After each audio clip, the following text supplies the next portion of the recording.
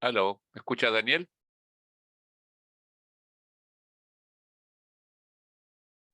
Sí, doctor, sí se lo escucho. Eso quería saber, gracias, muy amable, porque no escuchaba. Muy buenas noches con todos. Vamos a dar unos minutos.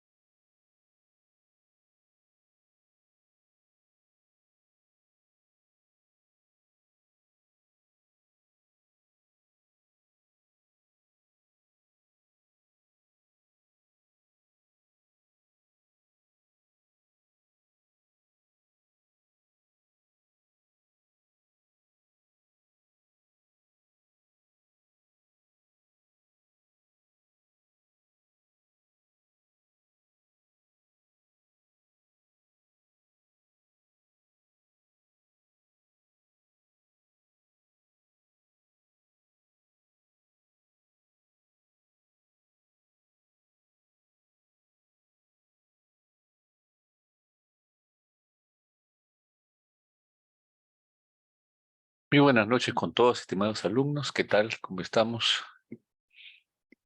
Vamos a ver, todo está, se quiere.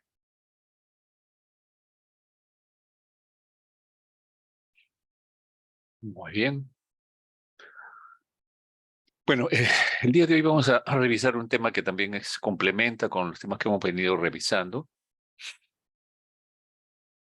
eh, que parecen que lo hemos desdoblado en relación a los semestres pasados.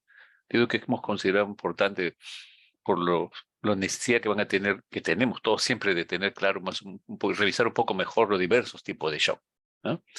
Entonces, a ver, ahí estamos. Bien. A ver, vamos a compartir.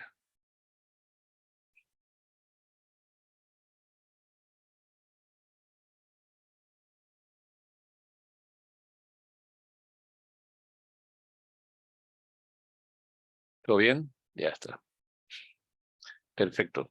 Entonces, el día de hoy vamos a revisar el tema de shock, que ya hemos definido como la falla circulatoria en mantener una buena perfusión o un proceso de alteración de la respiración interna a nivel mitocondrial o el aporte de oxígeno insuficiente, y que existen algunos parámetros clínicos que uno le hace sospechar que hay evidencia de un estado de shock importante en nuestros pacientes, ¿no? Hemos revisado ya con bastante insistencia sobre el shock hipovolémico, el shock hipovolémico y distributivo, pero nos vamos a enfrascar, pero que teniendo más o menos los mismos parámetros clínicos: presión arterial sistólica menor de 90, taquicardia, taquimia, llenado capilar menos de 2 segundos, evidencia de hipoperfusión tisular o una oliguria, compromiso del sensorio, son parámetros que nos orienta a que el paciente no está recibiendo una perfusión adecuada. Hemos dado importancia también a la evaluación inicial de la A, B, C, D de nuestros pacientes, y de tal manera que eso también nos orienta para poder definir si nuestro paciente está inestable o lo podemos ubicar en un área un poco más estable. Y en relación al tipo de shock, que fue la descripción de Max Carey-Weil en 1972, vamos a revisar hoy día shock cardiogénico y obstructivo, ¿no? Cuando hablamos de cardiogénico, nos estamos refiriendo no solamente al infarto de miocardio, donde hay un compromiso muscular importante por el problema de necrosis, dilatación ventricular, aneurismas, etcétera, sino también el fenómeno mecánico, es decir, frecuencias cardíacas anormales, frecuencias, arritmias por encima de 150, 180, 200, pueden generar un paciente de shock, un shock cardiogénico también, en este caso las arritmias. Y en relación al mecánico se refiere también a otros procesos que pueden generar fenómenos obstructivos, ¿no? Entonces, muy importante saber que los pacientes, por ejemplo, que la insuficiencia cardíaca puede llegar a ser tan severa que requiera trasplante y llega al shock cardiogénico. Por consiguiente, es la evolución, la vía final común en que termina un paciente con insuficiencia cardíaca por múltiples factores: valvulares, miocardio, apatía aterosclerótica, infarto de miocardio. El shock hipovolémico que lo hemos revisado, y el shock obstructivo, en donde fundamentalmente se incluye el embolismo pulmonar, el taponamiento cardíaco, el neumotórax de tensión. La pericarditis es un poco más crónica, pero vamos a revisar fundamentalmente los tres primeros: embolismo pulmonar, taponamiento cardíaco, neumotórax, como shock obstructivo. Inicialmente revisaremos el shock cardiogénico. Y ustedes ya conocen esta historia, ¿no es cierto? Un infarto de miocardio anterolateral extenso, con cambios en el EKG, no solamente en PU, en B2, B3, B4, B5, B6, sino también en D1 y ABL. Y ven ustedes cómo el resto de derivaciones ocurre una depresión como imagen en espejo, o imagen que refleja una zona de elevación del ST, que es lo que buscamos en el paciente con infarto de miocardio. Es indudable que si el paciente con infarto de miocardio va a hacer arritmias graves, entre ellas la taquicardia ventricular, ¿cierto? La taquicardia auricular paroxística, y que son efectos deleterios y que llevan a que el paciente pueda ser cardiovertido o desfibrilado. De tal manera que estos son partes del manejo del shock. Una cardioversión, una desfibrilación, cardioversión cuando tiene pulso, cardioversión o desfibrilación si el paciente tiene una taquicardia ventricular sin pulso. Y indudablemente que la obstrucción de alguna de las arterias coronarias, derecha o izquierda, las más frecuentes en el lado izquierdo, pero también en de la rama derecha, nos permiten de hacer un diagnóstico de elevación del ST de 2, de 3 y ABF, ¿cierto? De 2, de 3 y ABF de un infarto de cara inferior, y que puede llevarlo a un extenso compromiso a bradicardia, hipotensión, y es importante la extensión y el nivel de la obstrucción. Este tema del nivel de la obstrucción se revisa un poco más profundamente en la residencia, pero es importante, y ya ustedes están familiarizados cómo hacer un diagnóstico de infarto. Y vamos a entrar de frente al revisar causas, ¿no? No solamente nos referimos al infarto de miocardio, que esto lleva a una falla de bomba, un infarto de gran tamaño, anteroseptal como el anterior, o un infarto pequeño pero con disfunción preexistente. Entonces ya tenía disfunción ventricular y sobre ese músculo deteriorado puede haber un infarto de miocardio. Un paciente que tiene un infarto de cara diafragmática y después que se extiende a la coronaria izquierda. Las complicaciones mecánicas también vamos a ver ahora. Se produce necrosis del músculo papilar o de la cuerda tendínea de la válvula mitral y ruptura del músculo papilar. O que hay una destrucción en el septum, una perforación, ruptura del septum ventricular y puede llevar a complicaciones mecánicas de contractilidad miocárdica. O ruptura de la pared libre del ventrículo izquierdo que lleva a un hemopericardio, una forma grave de infarto de miocardio, ¿no?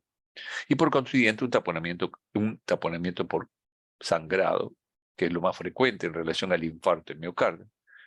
Y menos frecuentemente, pero que es importante tener en cuenta el infarto de ventrículo derecho, que se inicia con la elevación del ST de 2, de 3 de ABF, pero que puede llevar a hipotensión importante y ustedes necesitan tomar las derivaciones derechas, ¿no es cierto? Las derivaciones derechas que van a permitirle hacer el diagnóstico si estamos ante un IMA ST elevado o no ST elevado. Esta es otra lista importante, ¿no? Miocardiopatías, fase terminal, hipertrófica, miocardiopatía aterosclerótica. El periodo de COVID ha permitido diagnosticar también pacientes con miocarditis severa por virus. Usualmente la miocarditis generalmente se origina por un virus que es el Coxsackie, pero el COVID ha desencadenado muchos pacientes con miocarditis y que puedan haber llegado al shock. La contusión miocárdica es un trauma también. Los pacientes que ingresan a cirugía cardíaca de valvular o bypass aorto coronario necesitan una circulación extracorpórea que a veces, dependiendo de los problemas técnicos, se prolonga. Eso hace que ese corazón, que es desconectado del circuito cardiopulmonar y es oxigenado e irrigado por una bomba cardiopulmonar, y produce una isquemia prolongada y eso puede llevar a un stunning miocárdico y un shock. También el shock séptico se puede acompañar de una depresión miocárdica severa, y eso hay que tener en cuenta. Y entonces tendremos un shock mixto, ¿no? La obstrucción de tracto de salida del ventrículo izquierdo, cuando hay una estenosis aórtica severa, menos de 0,5 milímetros, puede el paciente llevar a un shock importante, que es difícil manejo también. La miocardiopatía obstructiva, la estenosis mitral severa, mixoma auricular, que a veces da un mixoma que obstruye la salida de la sangre intermitentemente y puede dar cuadros sincopales y si se queda ahí puede generar un shock muy severo. Y por lo tanto, la ecocardiografía en todas estas condiciones, el examen clínico diario de un paciente con infarto nos permite detectar la presencia de un soplo, que nos habla de repente de un soplo de válvula mitral, de insuficiencia mitral, de comunicación interventricular, y una ecocardiografía que nos permitiría hablar y evaluar cómo está la función cardíaca. Y en general en el shock, el POCUS es un programa de aplicación de la ecocardiografía en paciente crítico. Se está implementando casi en todas las emergencias y los servicios intensivos de nuestro país, entrenando a los profesionales porque la ecocardiografía ha pasado y la ecopulmonar ha pasado a ser un arma muy importante en el manejo de estas condiciones.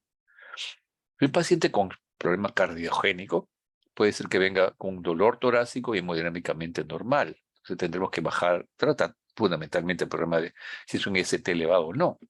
Pero muchas veces el paciente tiene un deterioro de la función pulmonar, entonces es importante saber que a veces el deterioro de la musculatura cardíaca genera aumento de la presión diastólica final del ventrículo izquierdo y puede venir el paciente con un infarto y en edema pulmonar. La otra opción también sucede, un paciente con infarto que tiene sudoración profusa durante toda la noche, no quiso ir al hospital para no despertar a la familia, estuvo con dolor tomando sus pastillas, sus nitratos sublinguales, y luego de sudoración, a veces náuseas y vómitos por fenómenos vagales, llega el paciente hipotenso, y es un paciente que, si bien es cierto, tiene un gasto bajo, está hipovolémico y hay que administrar con prudencia unos 500 mililitros de color, en este caso puede ser coloides o cloruro, y poder evaluar si el paciente está severamente deshidratado, y eso se ve muchas veces con la presión venosa. Pero también podemos llegar al paciente con shock cardiogénico, que es la forma más grave. El paciente está hipotenso, taquicárdico, con signo de hipoperfusión, y que esto es asociado fundamentalmente a la extensión del infarto. Entonces, aquí también tenemos que calibrar y valorar esta situación clínica. En el caso de una revisión reciente de 2022 sobre una actualización sobre el uso de drogas vasoactivas. Es decir, si el paciente está hipotenso, tengo que corregir la arritmia, tengo que corregir el infarto, pero también tratar de mejorar la presión arterial. Entonces, la Sociedad de Angiografía Cardiovascular e Intervención, así como la Sociedad American, el Colegio Americano de Cardiología, la American Heart Association, la Society of Critical Care Medicine de la Sociedad Americana de Cuidados Críticos, y la Sociedad de Cirujanos Torácicos, se pusieron de acuerdo en establecer estos estadios del shock cardiogénico. Y indudablemente que el estadio A, B, C, D, E son importantes recordar que este estadio A es la fase más temprana, en donde solamente hay factores de riesgo para el shock cardiogénico. Ya lo hemos mencionado, problemas de disfunción ventricular, paciente que tiene una severa insuficiencia cardíaca y que en el momento no experimenta síntomas. Un gran infarto de miocardio, por ejemplo, ¿no? En el estadio B, el paciente clínicamente hay evidencia de hipotensión relativa a taquicardia, pero sin signos de hipoperfusión. Hay taquicardia, hipotensión, y que tenemos que valorar si requiere algo de fluidos por lo que hemos comentado, o definitivamente si necesita iniciar vasopresores o no. El estadio C, sé que hay hipotensión con taquicardia, pero sin signo de hipoperfusión. El lactato está normal, hay una función renal, el estado del paciente está despierto, lúcido, orientado. Pero cuando hablamos de estadio C, ya hablamos de un estadio de la hipoperfusión, requiere además de volumen, inotrópicos, vasopresores o soporte mecánico, incluido el ECMO, que es la circulación extracorpórea con membrana oxigenadora. Estos pacientes se presentan típicamente con una hipotensión relativa y definitivamente hay signos de hipoperfusión. En el estadio D, el paciente quien falla en responder a las intervenciones iniciales, le damos fluido, le iniciamos vasopresores, de repente ponemos balón de contrapulsación, y es muy parecido, dice, al C, pero que empeora a pesar del tratamiento. Y en el estadio E, un paciente es soportado por múltiples intervenciones y que pueden presentar o experimentar paro cardíaco, y al cual hay que asistirlo, y la posibilidad de instalarle una máquina de ECMO, una extracorpórea membrana oxigenatoria extracorpórea, como parte del manejo. Entonces, estos estadios son importantes, con factores de riesgo, con hipotensión, pero sin signos de hipoperfusión, con signos de hipoperfusión. Necesitamos fluidos para vasopresores, incluido el ECMO, y paciente que no responde y que puede ir empeorando si definitivamente llega a un estadio donde puede presentar paro cardíaco. A ver, aquí, en el estadio A, la presión, los pulmones están limpios, los pulsos distales son fuertes, neurológicamente está despierto, la presión venosa central está jugular vein pressure normal. La función renal es normal, el ácido láctico es normal, el paciente tiene más de 100 de sistólica, hemodinámicamente un índice cardíaco más de 5, PVC menos de 10 y saturación de más de 65, ¿no? La presión arterial más de 65%. Ya. En el estadio B, vemos que el paciente puede tener elevada ya la presión venosa central, hay crepitantes en el campo pulmonar. Todavía los pulsos distales son fuertes. Despierto, lúcido, orientado. El lactato es normal. Mínimo compromiso de la función renal, que puede haber cierto grado de incremento de la urea, principalmente, porque disminuye la percusión renal. Y se empieza a elevar ya el pro-BNP. La hemodinámica sistólica menos de 90, media menos de 60, una caída de más de 30% del basal, un pulso más de 100. Dice, ese monitoreo hemodinámico un índice cardíaco mayor de 2.2, con una saturación de más de 65 en el nivel de la sangre venosa central, ¿no? En el estadio C, el paciente ya tiene ciertas livideces, frío, pálido, sobrecarga de volumen, hay crepitantes, un KILIP 3 o 4, de repente necesita ventilación mecánica y el estado mental está alterado. Entonces acá lo vemos ya con signos de hipoperfusión. El lactato está más alto, la creatinina se ha doblado, el valores basales, el doble, caída de la tasa de filtración, BNP elevado, ¿no? El output urinario menos de 0,5 mililitros por kilo por hora, y probablemente necesita para mantener presiones medias el uso en este caso de vasopresores, ¿no?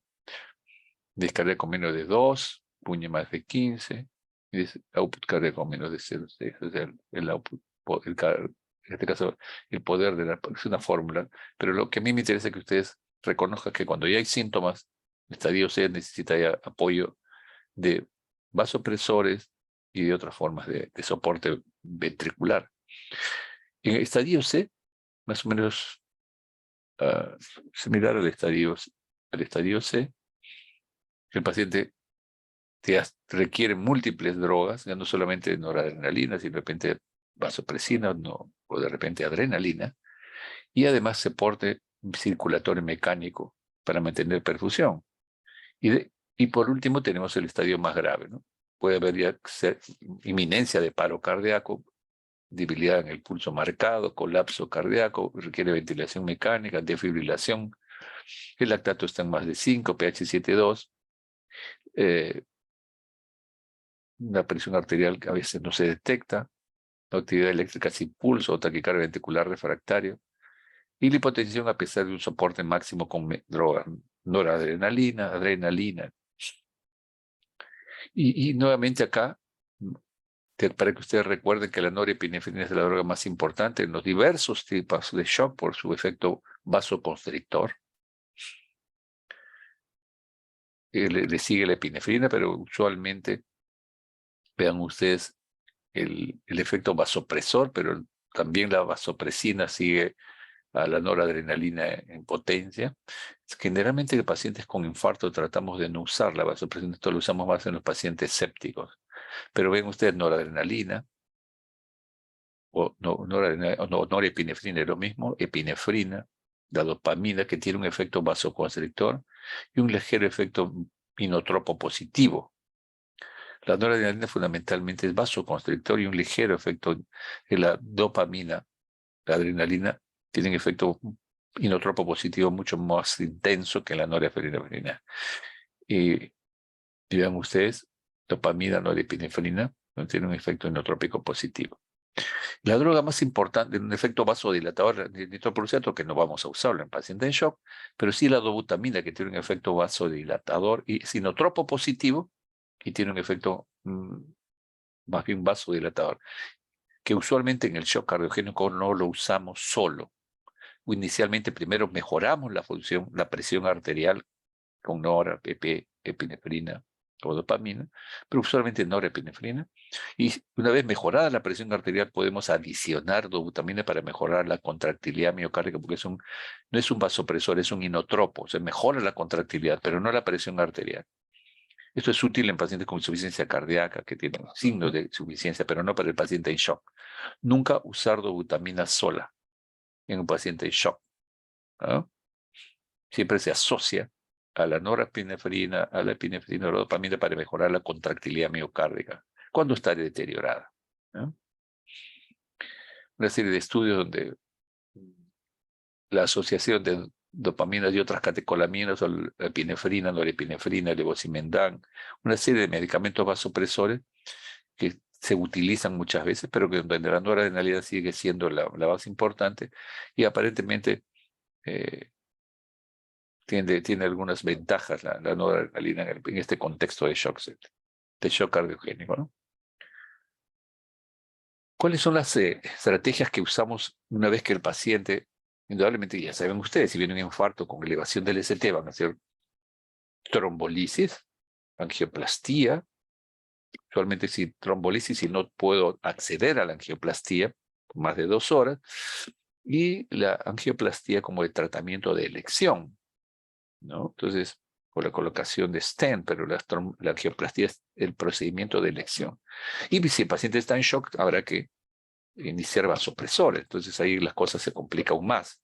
Mejoremos la presión arterial e inmediatamente tratemos de solucionar el problema de obstrucción de la coronaria derecha o izquierda. Pero simultáneamente a eso podría ser que no es suficiente las drogas vasopresoras y se puede colocar un balón de contrapulsación aórtica. ¿Qué es esto? Es un catéter que se pone por arteria femoral y que llega hasta el callado de la aorta. Y como la contracción cardíaca es pobre, entonces no llega suficiente irrigación a las arterias coronarias derecha e izquierda.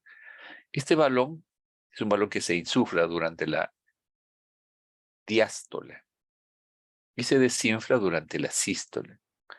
Y al inflarse durante la diástole, eso implica que va a aumentar la presión diastólica a nivel de este sector de la aorta y va a mejorar la perfusión coronaria. Y como se desinfla durante la sístole, eso se genera un efecto de succión que facilita la salida de la sangre del ventrículo hacia la aorta, disminuyendo la resistencia vascular sistémica. Entonces, una forma se desinfla, deflación en la sístole, disminuye el trabajo cardíaco porque se genera un efecto de succión y facilita la salida de la sangre, disminuye el consumo de oxígeno, incrementa el gasto cardíaco, y al inflarse en la diástole, aumenta la presión diastólica, incrementa la perfusión coronaria. Este balón de contrapulsación aórtica, que muchas veces va de la mano con los vasopresores rápidamente, si el paciente llega con un infarto muy severo hasta que se le puede hacer el cateterismo. En la sala de cateterismo se hace la angioplastía, se hace el trabajo sobre las arterias para poder sacar adelante a este paciente en shock. Entonces, un paciente en shock cardiogénico, se hace el diagnóstico, se mejora con vasopresores, o sea, se coloca un balón de contrapulsación intraaórtica, que sería ese cateterismo, si el paciente está en shock. Hemos quedado eso. Indudablemente que la administración de fibrinolíticos, si no existe ninguna contraindicación, es clave en esa etapa. Pero indudablemente tenemos que mejorar la presión arterial. Se hace su cateterismo y fibrinolítico si es un IMA no ST elevado. Pero el balón de contrapulsación va a ayudar a mejorar la presión arterial cuando los vasopresores, los inotropos, no nos ayudan. Y por consiguiente, ¿no es cierto?, podríamos utilizar otros sistemas de soporte ventricular. Vean ustedes lo que puede suceder en un infarto. Este es el ventrículo izquierdo, este es el ventrículo derecho, ruptura del septum. Vean ustedes como el ventrículo, en este caso el ventrículo izquierdo y ventrículo derecho, vean ustedes cómo hay ruptura del ventrículo izquierdo hacia el pericardio y hay una ruptura de la pared libre, y se produce un hemopericardio que puede llevar al paciente al paro cardíaco. De manera que este diagnóstico tiene que hacerse rápido y hacer una pericardiocentesis y rápidamente entrar a sala de operaciones para suturar ese ventrículo. Y por último, la válvula mitral, que tiene sus músculos papilares, los músculos papilares y las cuerdas tendines, que cuando se produce un infarto se puede producir ruptura y por tanto se reproduce una insuficiencia mitral, con soplo. Entonces, estas son complicaciones mecánicas del infarto ST elevado, ¿no?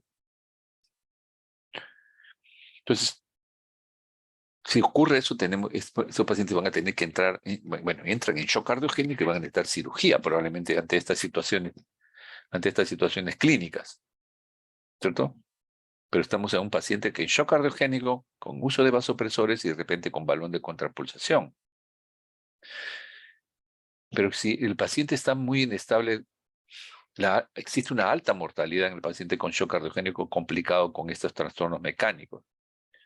Por consiguiente, en los últimos años, en los últimos 10, 15 años ya, en los países desarrollados y en nuestro país, en el INCOR, están trabajando intensamente en que puedan, me parece que ya tienen hasta un equipo de soporte, de asistencia ventricular externa. Existen una serie de máquinas que no vamos a entrar en detalles, pero es que se colocan y que reemplazan la función del ventrículo izquierdo, como una cuestión transitoria al trasplante o como una cuestión transitoria que mejore clínicamente al paciente. Son paracorpóreos, implantables, eléctricos, algunos pulsátiles o solo flujo continuo, y donde muchos de ellos, por ejemplo, son conocidos como el Herward, el Impela, que son sistemas que permiten mejorar la función del ventrículo izquierdo y se conoce como asistencia ventricular mecánica. La asistencia ventricular mecánica reemplaza el ventrículo izquierdo transitoriamente a que el paciente se puede estabilizar. Si que se decide que vaya al trasplante o se decide que sea operado quirúrgicamente. Entonces, hasta ahí hemos llegado que los problemas cardiovasculares tenemos varias opciones cuando el paciente tiene un shock cardiogénico. Inicialmente, corregir problemas vasculares, corregir las arritmias, mejorar la contractilidad miocárdica, mejorar la presión arterial con vasopresores. Si no mejora con vasopresores, se le instalará el balón de contrapulsación intraórtica y, en último término, los sistemas de asistencia ventricular mecánica extracardíaco, ¿no? Entonces, esas son opciones terapéuticas que quizás estas últimas todavía no disponemos en la mayoría de nuestros hospitales, pero es importante saber que estos pacientes podrían beneficiar con estas formas de soporte en pacientes con shock cardiogénico. Entrando ya a los pacientes con shock obstructivo. El shock obstructivo, como ustedes saben, se produce porque hay una obstrucción al llenado ventricular y hay una obstrucción a la eyección del ventrículo izquierdo. Esto genera una disminución en la contractilidad cardíaca, una disminución del volumen sistólico y hipotensión con resistencia vascular incrementada, al igual que en el infarto de miocardio. Es diferente de los shocks distributivos. Aquí hay un problema, ya no solamente no es de bomba, acá el problema es que no permite el llenado ni la eyección. Hay un problema en llenado ventricular. Y esta es una de las causas que genera obstrucción en el sistema circulatorio pulmonar, es la embolia pulmonar. Un trombo que obstruye la arteria pulmonar, que se origina fundamentalmente en los miembros inferiores y que impide que el pasaje normal, dependiendo de la severidad del trombo que se genera en las extremidades inferiores, puede haber simplemente disnea, puede haber dolor torácico, hipotensión, shock, y comporta como un shock obstructivo, ¿no? El 80-90% se originan en las venas de los miembros inferiores. Por consiguiente, todo paciente que tiene sospecha de shock y potencialmente la posibilidad de una embolia, uno debería hacer un ecodoppler de miembro inferior, porque ahí vamos a encontrar la fuente del trombo. Y esto genera obstrucción vascular severa, un proceso inflamatorio, isquemia. Y es importante que ustedes sepan que el parénquima pulmonar, cuando hay obstrucción de la arteria pulmonar, a diferencia de lo que ocurre en el infarto, donde hay una obstrucción de la arteria coronaria, más del 70%, izquierda o derecha, produce un infarto, en el pulmón no es tan sencillo, debido a que el pulmón tiene doble sistema de circulación, las arterias bronquiales y la arteria pulmonar, de tal manera que en gente joven, gente con buena circulación, al haber una obstrucción de la arteria pulmonar puede haber manifestaciones clínicas de disnea, dolor torácico, insuficiencia respiratoria, hipoxemia, y no tener muchas manifestaciones pulmonares de estos, por cuanto la perfusión se mantiene y puede haber simplemente un infarto un infarto pulmonar, puede haber fenómenos de atelectasia, puede haber edema pulmonar también en los pacientes con embolia. Entonces, como pueden ver ustedes acá en esta gráfica, un embolismo pulmonar muy importante, aumenta las presiones en las cavidades cardíacas, ¿no es cierto? Disminuye la distensibilidad del ventrículo izquierdo, y por lo tanto el embolismo pulmonar, vean ustedes, a veces los pulmones, es un paciente con disnea, dolor torácico, shock, y la radiografía es normal y no tienen un infarto, hay que pensar en una embolia pulmonar masiva. ¿No es cierto? La embolia pulmonar masiva requiere manejo de vía aérea, resucitación con fluidos, soporte vasoactivos y rápidamente decidir la trombolisis, ¿no? Que es el tratamiento de elección. Si bien es cierto, al paciente con tromboembolia se le puede anticoagular cuando tiene embolismo leve a moderado, cuando el paciente tiene un embolismo mayor que genera shock, el tratamiento de elección es la trombolisis, al igual que el infarto, ¿no? El uso del alteplase o el tenecteplase son drogas muy importantes en la embolia pulmonar con shock para mejorar, destruir el coágulo y que mejore y que ese fenómeno obstructivo se diluya al hacer una destrucción del trombo que se está obstruyendo las arterias pulmonares. Quizás en esta, es muy interesante, esto lo he sacado de la UpToDate que tenemos en la base de datos nuestra y de la universidad. Y vean ustedes la terapia trombolítica en tromboembolismo venoso cuando el embolismo pulmonar es masivo, ¿no? Presencia de hipotensión relacionada a la embolia pulmonar, que a veces hay disfunción. Si hay obstrucción de la arteria pulmonar puede haber disfunción ventricular derecha. Y eso también es un elemento importante. Presencia de hipoxemia en aquellos pacientes que tienen enfermedad cardiopulmonar concomitante. Pacientes con embolismo pulmonar agudo que parece descompensar, pero que todavía no está hipotenso. Un extenso coágulo. O sea, si el procedimiento diagnóstico para la embolia pulmonar es la angiotomografía pulmonar, con cortes sagitales, coronales, para poder evaluar el tamaño del embolia. Entonces eso es muy importante que ustedes sepan que el paciente con embolia pulmonar y shock, con embolia pulmonar en trombo importante, muy grande, que obstruye una del tronco de la pulmonar que a veces hemos visto, necesita una trombolisis rápidamente. Y el índice de severidad del embolismo pulmonar es una fórmula que se usa con frecuencia, que de acuerdo a la edad, si teoría de cáncer, si tiene enfermedad cardiopulmonar, una taquicardia más de 110, presión arterial menos de 100, estatura menos de 90, y tiene más de uno es de alto riesgo, cualquiera de ellos. Entonces, definitivamente tenemos que actuar rápidamente y se puede usar, como les decía a ustedes, alteplase, ¿no? En dosis venosa, endovenosos de 50 miligramos en viales que vienen y que se pueden preparar en 2 minutos, que sean administrados. Lo que pasa es que si el paciente puede presentar paro cardíaco, tenemos que ser más agresivos y a veces se indica endovenoso, pero el alteplase o si no el tenecteplase, ¿no? Terapia trombolítica a dosis totales, con el tenecteplase también, ¿no? Entonces es importante saber que esto le podemos dar tenecteplase endovenoso, 30 miligramos para menos de 60 kilos y 35 para 60 o más, 40 hasta 70 y 40, 45 de, vean ustedes, hasta 50 miligramos, ¿no? De 30 a 50 miligramos dependiendo del peso. La trombolisis resulta en reducción de este caso de muerte o de compensación hemodinámica. Entonces, el paciente con tromboembolia pulmonar, el diagnóstico clínico de disnea, dolor torácico, síncope, pérdida de conocimiento porque está en shock, shock cardiogénico, shock, en este caso shock obstructivo por una embolia pulmonar, y necesita nuevamente trombolisis con alteplase o tenecteplase. Vean ustedes, ¿no? Una herida pulsopenetrante, grave. No sé cómo el paciente ha podido tolerar esto, pero así es la naturaleza humana. Probablemente lacerado el ventrículo y la arteria pulmonar y ventrículo. Es muy importante saber que a veces tiene un recorrido que puede ser salvador para algunos pacientes. Vean ustedes esta ingurgitación yugular en el shock obstructivo, el embolia pulmonar y también en el infarto cuando tenemos insuficiencia cardíaca, ¿no? El shock obstructivo por la embolia pulmonar aumenta esa ingurgitación, pero también cuando hay un taponamiento pericárdico, o una ingurgitación yugular muy marcada, ¿no?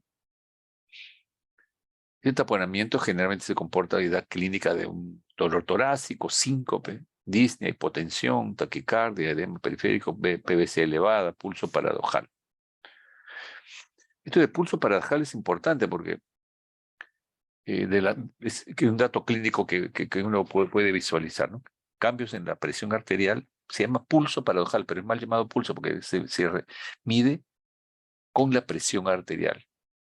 Caída de la presión arterial durante el proceso respiratorio. Este taponamiento puede ser causado por virus, problemas infecciosos, Coxsackie, Epstein-Barr, citomegalovirus, hepatitis, bacteriano, la Mycobacterium tuberculoso o una pericarditis purulenta con el estafilococo, ¿cierto? Y otros agentes infecciosos que hay que considerar. Las enfermedades no inflamatorias, especialmente los pacientes con vasculitis tipo lupus, ¿no? Otras vasculitis también, y síndromes post-injuria cardíaca, después de trauma, especialmente después de cirugía. Y a veces cáncer, ¿no? De pulmón o de mama que infiltra el pericardio, linfoma, leucemia. Entonces es importante saber que el taponamiento pericárdico, si bien con frecuencia se presenta asociada a neoplasias, existen otras condiciones que necesitan ser consideradas como los procesos autoinmunes, ¿no? Y que pueden generar un taponamiento pericárdico que puede llevar al shock, ¿no?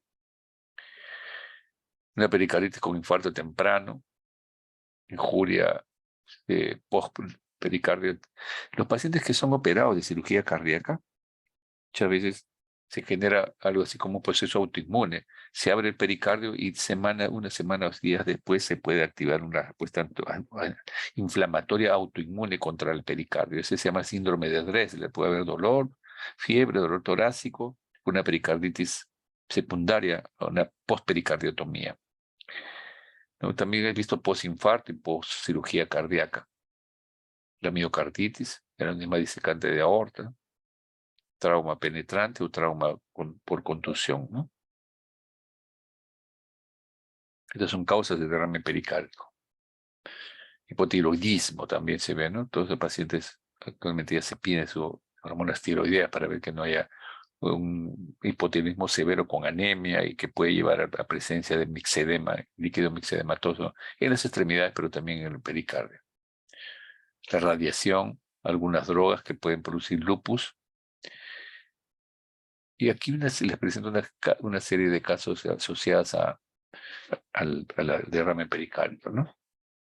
A ver. El sitio de la fusión, qué porcentaje presentó taponamiento, de acuerdo a estas 2000 a 2017, 37% o 100% tuvo derrame pericárdico, taponamiento, cae 88%. Y a veces la etiología es un 9% crónico y 30% en este grupo de este investigador Sagristán Sauleda no se encontró la causa. 7% de idiopático, 48% idiopático, 26%. Asociado a neoplasias, entre 10 a 38%, a la uremia, de 2 a 12%, y heterogénico, 16%, ¿no? Posinfarto, 8, 5. Infeccioso, vean ustedes, dependiendo de las series, va del 6 al 28%. Indudablemente que el frote pericárdico aparece al inicio de la inflamación pericárdica, pero una vez que hay derrame y se tapona, desaparece el frote, ¿no? Eso es muy importante tener en consideración. Y el otro dato que se debe analizar es que el taponamiento, si ha sido de instalación, o en este caso aumento del volumen del líquido pericárdico, si se ha instalado lentamente, vean ustedes, puede tolerar volúmenes tan altos como 1400, ¿no? Pero vean ustedes, cuando se instala abruptamente, con valores tan pequeños como 200, rápidamente puede llegar a las presiones dentro del espacio pericárdico ser muy importantes y generar un taponamiento con valores pequeños de sangrado, de desarrollo de presencia de líquido pericárdico, de instalación abrupta. No va a permitir que el ventrículo y las paredes ventriculares se adapten, por lo tanto es asociado a shock. Una radiografía, ven ustedes, de cardiomegalia con una effusión pericárdica masiva. 200 mililitros de fluido pericárdico se acumuló antes de la cirugía cardíaca, ¿cierto? Crezca. Vean ustedes, parece un botellón, ¿no? Hallazgo de un derrame pericárdico importante. En la ecocardiografía, a nivel subcostal, ven acá, se puede darnos datos de A la inspiración y a la expiración, el diámetro de la vena cava se puede modificar, ¿no? Subcostal, durante el taponamiento cardíaco está muy dilatada la vena cava inferior, y esto nos habla de que está ahí un retorno venoso que dificulta el ingreso de la vena cava inferior y la hepática hacia la vena cava inferior, y esto va a ser ventrículo derecho. El taponamiento, la radiografía, ven ustedes trombos, presencia de trombos, el paciente se presenta con disnea, cardiomegalia y un ensanchamiento mediastinal, ¿no? La imagen B, una vena cava superior ingurgitada, que es importante que consideremos. Vean esta tomografía donde se ve el pericardio lleno de líquido, ¿no? Muestra una gran defunción pericárdica con un colapso del ventrículo derecho. Aquí vean ustedes cómo a la inspiración disminuye la presión arterial y a la expiración se incrementa un poco más. O sea, y esto es lo que conocemos como pulso paradojal. Esta taquicardia es extremadamente pulso paradojal, ¿no? La aurícula derecha y la presión son igualadas por la cantidad de líquido que es muy pequeña. Más o menos lo mismo. Pulso alterna, pulso paradójico, pulso alterna, ven ustedes, en inspiración y en expiración. Este es un electrocardiograma normal, ¿no? Onda P, QRST, eje normal. Bien tomado, obtuve la R, está una progresión de la R adecuada, va creciendo la R. No hay signos de hipertrofia ventricular izquierda. El PR, el PR, por lo que vemos acá, está más o menos en 0,20, 0, a ver, 1, 2, 3, PR 0,14. Es interesante que recuerden que la pericarditis es una enfermedad que puede simular un infarto y el inicio de un taponamiento. Y ven ustedes cómo de 1, de 2, de 3, AB, ABR, B2, B3, B4, B5 tiene una elevación del ST, pero es una elevación del ST con concavidad importante y que afecta casi todas las derivaciones, ¿no? Vean ustedes ABF también, de 2, de 3 y ABF.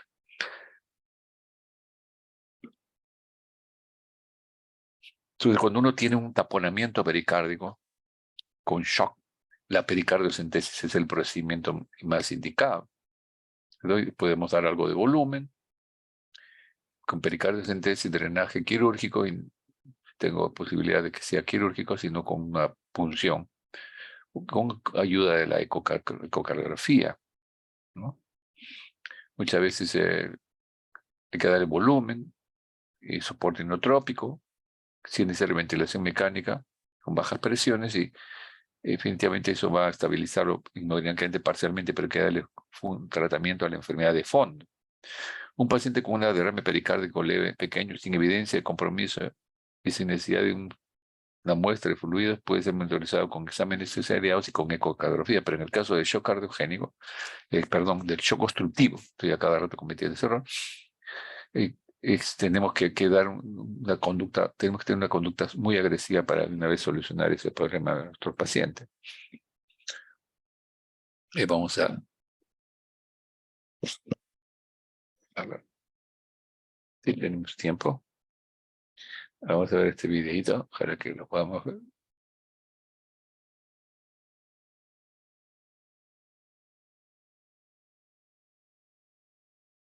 ¿Están escuchando el video? ¿Escuchan el No video? creo, doctor. No, doctor.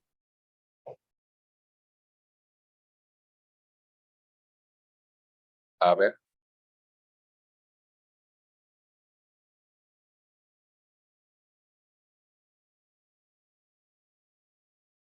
No lo están escuchando, ¿no?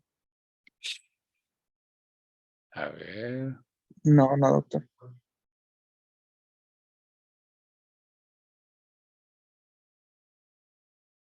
Ujú.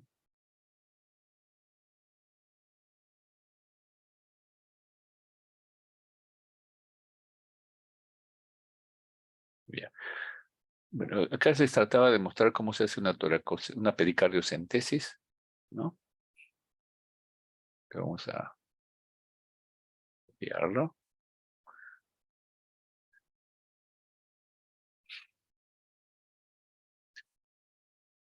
De tal manera que la idea es, con control ecográfico, muchas veces en el espacio subesternal, se coloca una aguja y se drena el pericardio, tratando de evitar, a veces se coloca no solamente un catéter pequeño, o se punza y se drena, sino también se deja un pigtail para que ocurra un drenaje, una ventana pericárdica ahí, para que drene el contenido sanguinolento, el contenido neoplásico.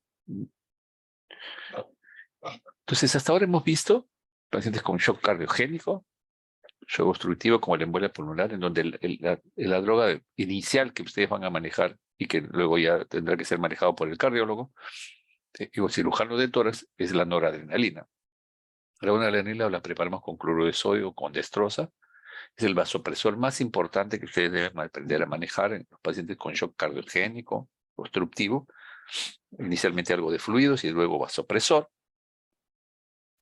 La marca es de Levofed, pero tiene 1 miligramo por mililitro, o sea, viene 4 miligramos en un frasco. De tal manera que muchas veces ponemos 2 ampollas, ¿no? 8 miligramos en 250 o en 100 para darle menos volumen, y de acuerdo a eso damos una dosis de noradrenalina que va a oscilar entre 0.05 a 0.1 microgramos por kilo por minuto. 0.05 a 0.1 microgramos por kilo por minuto. Máximo 2 microgramos kilo por minuto. O sea, se necesita una bomba de infusión para poder regular esta dosis, ¿no? Es interesante porque, vean ustedes, y lo saqué así textualmente, a pesar que está en inglés, porque dice, no está contraindicado. ¿Cuáles son las contraindicaciones? La hipotensión debido a hipovolemia. Se puede usar, teoría, primero fluidos, pero si como medida de emergencia para mantener perfusión cerebral y coronaria hasta que el volumen sea reemplazado, la trombosis vascular periférica o mesentérica, a menos que sea un procedimiento salvador durante la anestesia y con perioperatoria, ¿no? Lo interesante es que acá no hay pocos datos de alergia con la noradrenalina, de tal manera que sigue siendo una droga bastante segura, y es importante que lo conozcan y las aprendan a manejar, ¿no? Y lo más importante del uso es que tenemos que colocarlo en una vía central o una vena muy gruesa, porque su extravasación puede producir efecto, por su efecto alfa potente que tiene,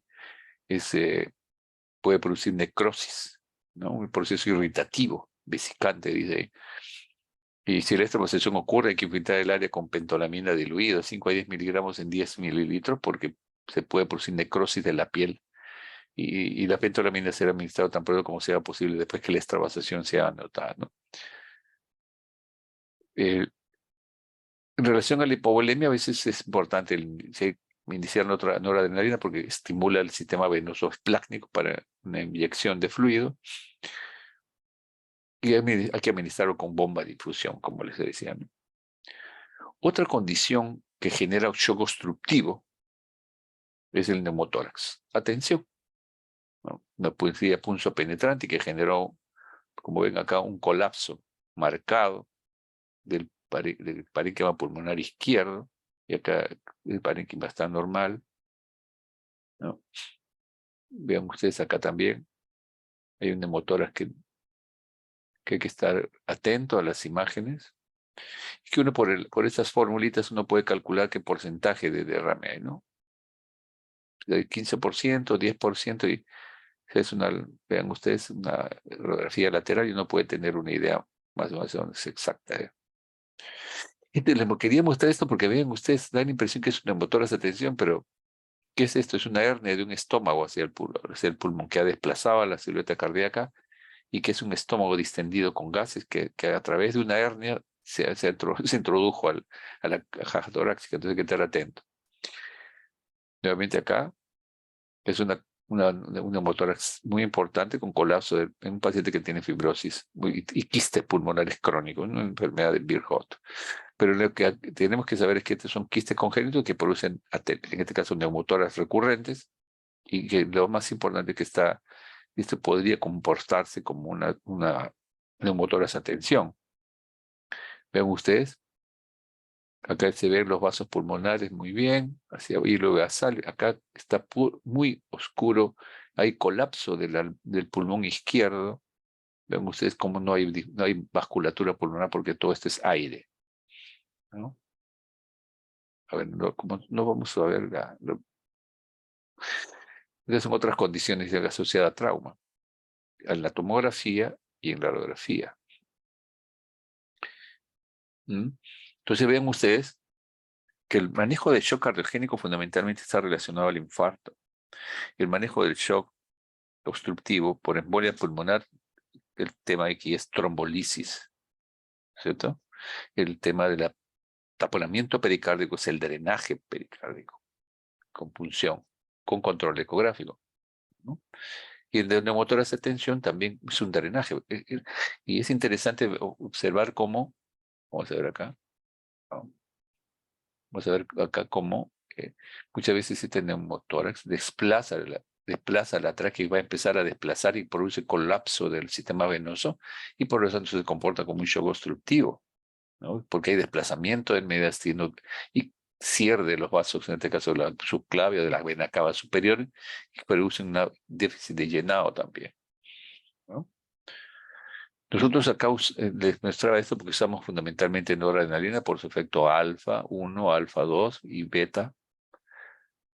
Aumenta la resistencia vascular sistémica y ligeramente el gasto cardíaco. La dopamina, que es cuando lo usamos cuando el paciente tiene bradicardia, porque la noradrenalina no produce taquicardia, sino puede más bien tendencia a la bradicardia. La dopamina también se puede usar, pero generalmente la usamos cuando hay bradicardia en el paciente en shock. Usualmente el paciente con shock séptico, saben ustedes que hacemos noradrenalina y de ahí, si no mejora, vasopresina. En este caso, en los pacientes, si no mejora con adrenalina y vasopresina, podemos agregar adrenalina. ¿Sí? ¿Ok? Entonces, las drogas más importantes que tenemos para el manejo del shock de drogas vasopresoras es la noradrenalina y la adrenalina. La adrenalina tiene un efecto más sinotrópico porque tiene beta 1 que la noradrenalina, ¿no? Entonces es importante.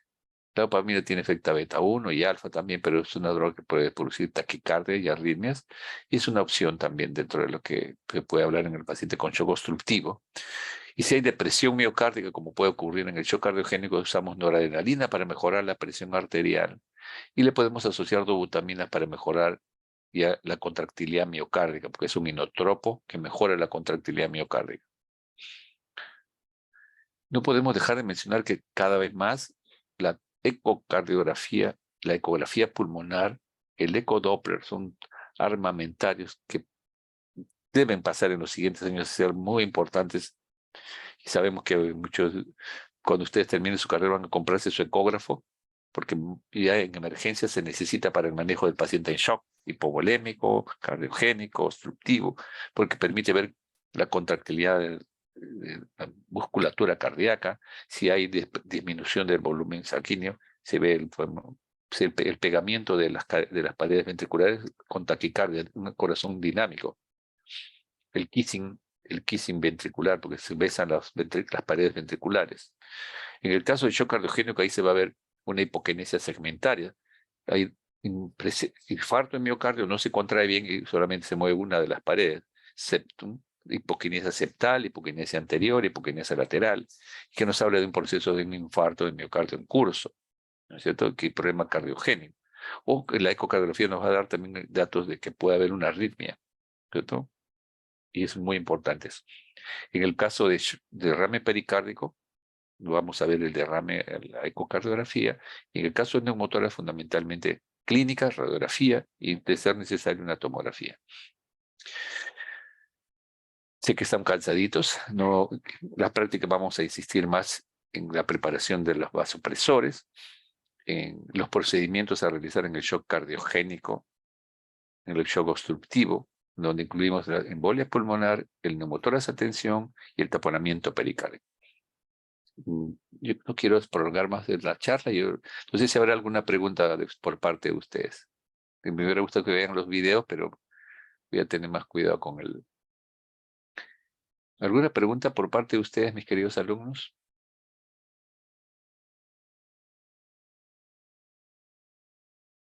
¿Todo bien? A ver cuántos han venido. Eleazar Aguilar. Alicia Torres. Muy bien.